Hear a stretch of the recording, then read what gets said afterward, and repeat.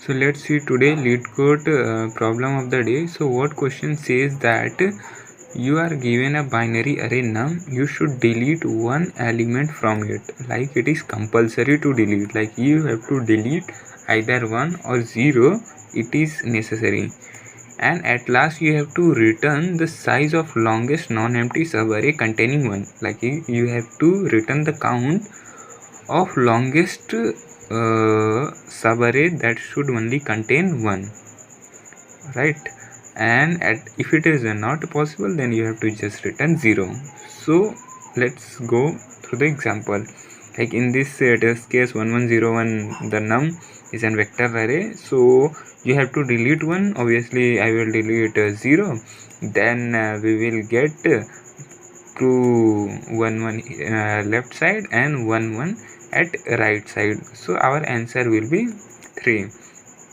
Similarly, in this test case, the optimal will be delete this 0, then these 3 left 3 1 will join with right 2 1 and it will form 5 1 and it will be our answer.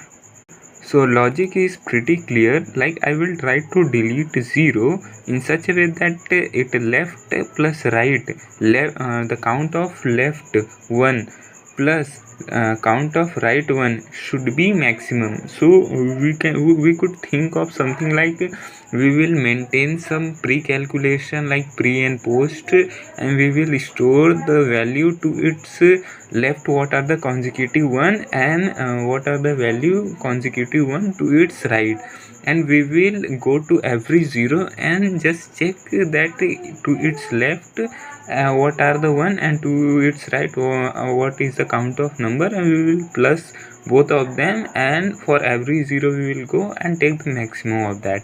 So logic is pretty clear. Let's move to the solution. So I'm writing code like I have assigned answer. At last answer will be stored in this answer, and after that the size or n is basically size. I'm creating post and pre vector in order to store its previous consecutive and afterward consecutive for every ith index.